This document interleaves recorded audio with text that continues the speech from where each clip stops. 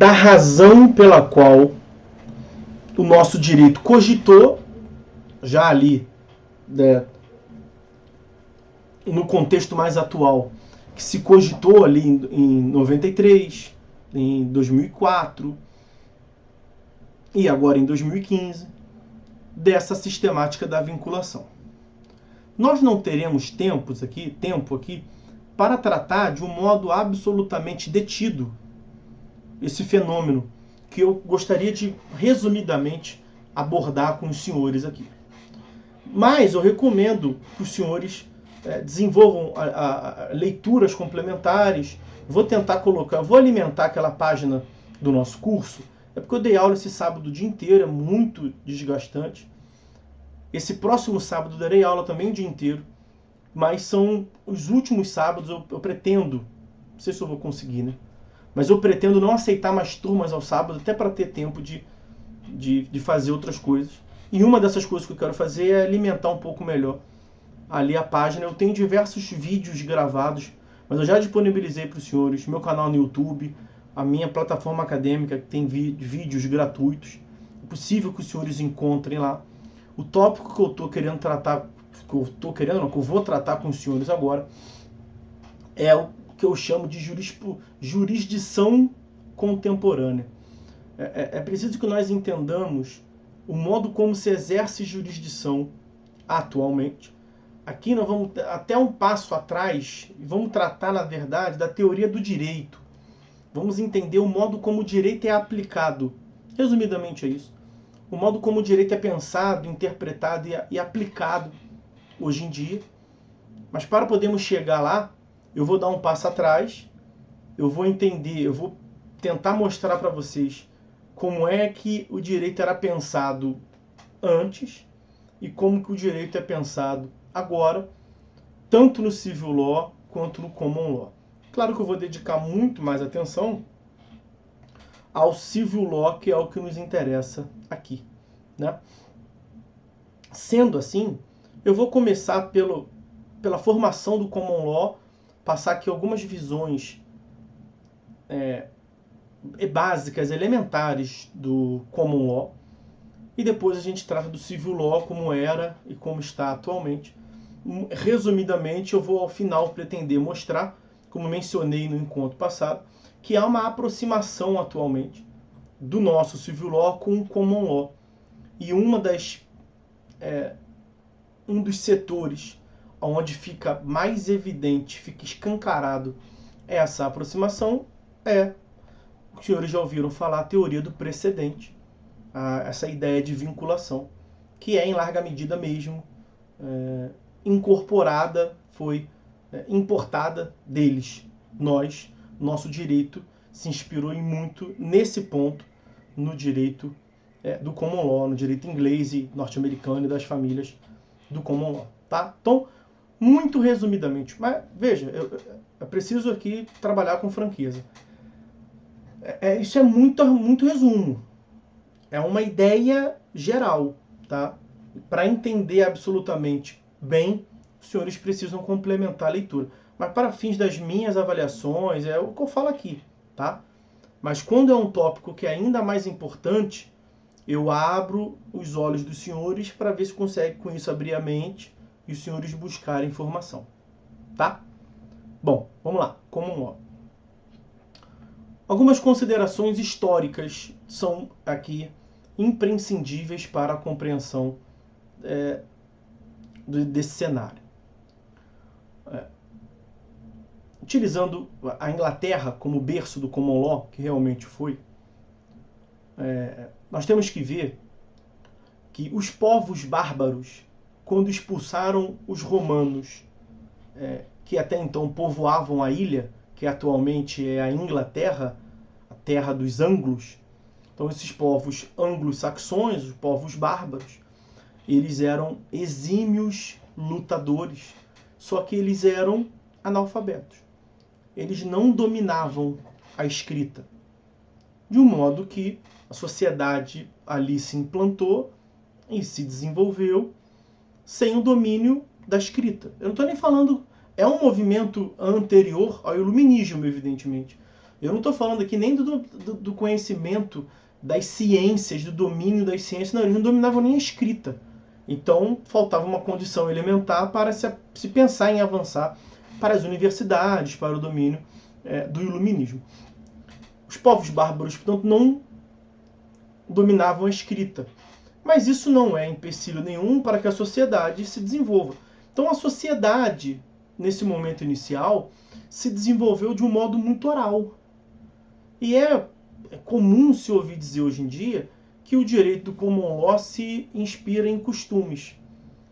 Ela realmente se inspira em costumes. Hoje em dia, isso não é uma exclusividade, quer dizer, não há só costumes, também há leis escritas. Então, quer dizer, o common law também incorporou, também importou lá para eles fenômenos que era eminentemente do civil law, né? Não existe mais, atualmente, modelo que seja puramente civil law, nem puramente common law. Há diversos artigos que tratam disso. Mas lá atrás, por que eles não tinham leis escritas? Não é porque eles eram convencidos de que a lei escrita não prestava para nada, porque eles não sabiam lidar com aquilo. Eles não dominavam a escrita. Então, as regras sociais eram passadas de um modo oral e não escrito. E também as decisões, as tomadas de decisões de modo geral, inclusive decisões que seriam comparável hoje em dia a um processo judicial, isso também se dava de um modo oral, né? Então, um processo embrionário, um processo parecido com um processo arbitral, né? Em que um líder religioso, um eclesiástico, um ancião decidia, as tomadas de decisões, de modo geral, se davam pela via oral. Muito bem, com o desenvolvimento da sociedade, naturalmente chegou uma hora que eles dominaram a escrita minimamente, mas eles preferiram seguir com os ditames orais, os costumes que já dominavam aquela sociedade. Então, eles não utilizaram algo que era próprio de França, por exemplo, do sistema representativo parlamentarista para editar a lei. Na Inglaterra, desde sempre tinha parlamento. Só que a lógica deles, eles são, até hoje a Inglaterra, é um povo que eles são muito tradicionais, né? Então, se tem algo dando certo e funcionando bem sem lei, para que colocar lei? Isso vai mais atrapalhar que ajudar. Essa é a razão básica pela qual eles tiveram muito mais, mas continuam tendo uma predominância pela ideia de costumes.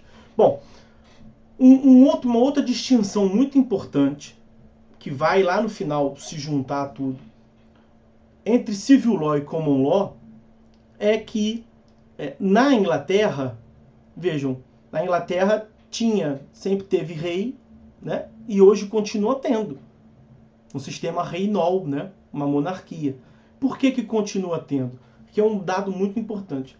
Porque a Revolução Inglesa, ela não foi bem uma revolução, né? Como nós veremos o que ocorreu na França. Foi diametralmente oposto. Muito resumidamente, na Inglaterra, o rei estava cometendo os seus abusos, estava exorbitando os poderes, e aí, naturalmente, isso gerava uma insatisfação popular / institucional. O que foi feito? Vamos assim dizer, o chefe do poder legislativo, o parlamento, o chefe do poder judiciário, ali não está naquele momento inicial, né? Já teve uma evolução, a previsão das instituições, como se o chefe do poder judiciário e o chefe do poder legislativo, parlamento, tivessem procurado o rei e, conversando com o rei, chegaram à conclusão de que o rei estava abusando e o rei passaria a respeitar a ordem. E qual ordem seria essa? Qual ordem estabelecida seria essa? Qual direito? Você não pode extrapolar suas competências. Você não pode desrespeitar, por exemplo, as decisões judiciais. Você não pode desrespeitar, por exemplo, eventuais leis, decretos que o parlamento tenha editado. E aí, imagine o rei perguntando, mas que direito é esse que eu tenho que respeitar? E a resposta foi assim, ao direito comum. Isso que é common law. O que é common law? É o direito feito em comunhão de esforços entre legislador e entre o judiciário. Porque como eles não dominavam a escrita no momento inicial, e como as questões eram muito mais práticas e resolvidas oralmente, o poder judiciário já tinha, hoje em dia para a gente seria, já tinha um conjunto de decisões, já tinha um conjunto de algo parecido com a jurisprudência, só não quero aqui exatamente confundir jurisprudência, que era muito próprio do civil law, com o precedente deles lá. Eles um dos motivos pelos quais eles não tinham tantas leis é porque você imagina que tem uma questão qualquer, um projeto de lei, trazendo aqui para a nossa realidade, no parlamento. O que o parlamento indagava? Tem necessidade de criar essa lei? Ou a sociedade, pelo costume, já está bem resolvida? Se estivesse bem resolvida, não era desenvolvido o projeto de lei. Uma outra pergunta que eles se faziam: tem necessidade de editar essa lei? Ou será que já há uma resposta satisfatória pelas decisões judiciais? Se a resposta fosse não, já tem um conjunto de decisões que orienta a sociedade, eles não criavam lei.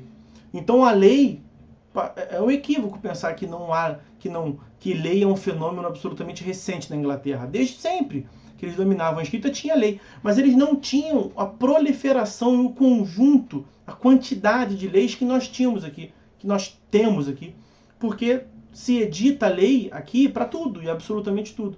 Eles foram desde sempre muito mais cautelosos com a edição da lei. E aí, por que até hoje, por que não foi uma revolução propriamente dita na Inglaterra? Vejam, não houve mudança do modelo de Estado. Até hoje continua um sistema monárquico na Inglaterra. Então lá não foi bem uma ideia de revolução. Lá passou muito mais a uma ideia de ajuste. Houve muito mais lá uma ideia de um ajuste. Eu já vou ver o que a Lohane está trazendo no grupo ali, só terminar esse raciocínio aqui. Lá houve uma adequação, um ajuste. Por que não mataram o rei como mataram na França? Não mataram o rei porque o rei se adequou a essa ideia desse direito comum. E é importante perceber esse sentido de direito comum. Direito, um conjunto de ordens, de ideias, de normas que eram elaborados em conjunto pelo legislador e pelo julgador, pelo parlamento, pelo poder legislativo e pelo poder judiciário. Então esse foi um ajuste, eu gosto sempre de brincar, é como se eles tivessem resolvido isso num chá das 5.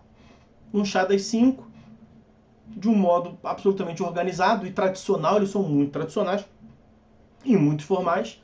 O rei se entendeu lá com o legislativo, com o judiciário, e até hoje na Inglaterra é feito dessa forma. Por que tem menos leis? Por que lá o precedente tem força?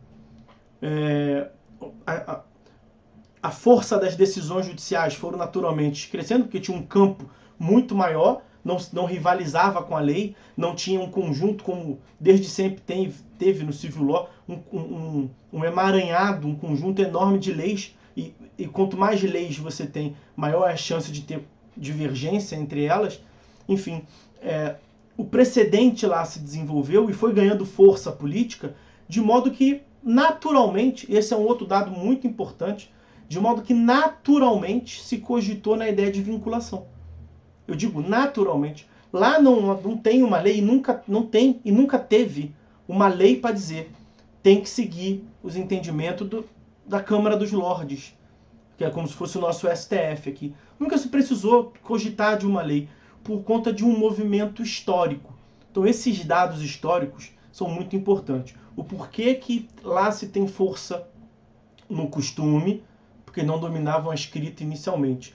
Isso faz com que o direito, seja decisões, seja normas abstratas, o direito ele fosse desenvolvido inicialmente de um modo muito mais prático, de um modo muito mais oral. E aí depois, mesmo com o domínio da escrita, mesmo com o desenvolvimento social, não se cogitou em uma revolução, um conflito entre o rei e as instituições, houve um ajuste. E não há lá uma rivalização, não digo nem institucional, mas normativa, não há uma divergência. Já vou dar atenção para a Bruna, ali no chat. Não há, portanto, um conflito de normas entre decisões e leis, porque a lógica dele sempre foi legislar menos e somente quando necessário. Por que legislar menos? Porque se já tem solução no costume, e a sociedade já se resolve bem, se já tem uma solução judicial, porque os problemas chegam no judiciário muito mais rápido do que no legislativo, né? Então, se já dá uma solução no judiciário, não há necessidade de produzir leis. E aí, naturalmente, portanto, é o último tópico desse item, naturalmente, portanto, se deu uma força política às decisões judiciais, desde sempre, lá entre eles, nunca teve, continua não tendo, uma lei para se dizer que tem que seguir a decisão de um tribunal superior deles lá. Isto é algo que foi construído, é natural entre eles, é algo construído naturalmente, e que tem força vinculatória, mas tem uma força vinculatória natural, normal na sociedade. Os juízes inferiores cumprem a decisão da Suprema Corte porque é a decisão da Suprema Corte, que do ponto de vista hierárquico está acima. A população segue de modo geral e sabe das decisões porque desde sempre teve essa força política. E mesmo o legislador não cogita em editar uma lei para repetir o que já uma decisão judicial disse. Então esse é um contexto muito en passant do common law. Eu vou atender o pessoal que está no chat ali para a gente resolver isso. E eu trato da evolução do civil law, onde nós veremos com um pouco mais de detalhes, naturalmente, porque somos filiados do civil law.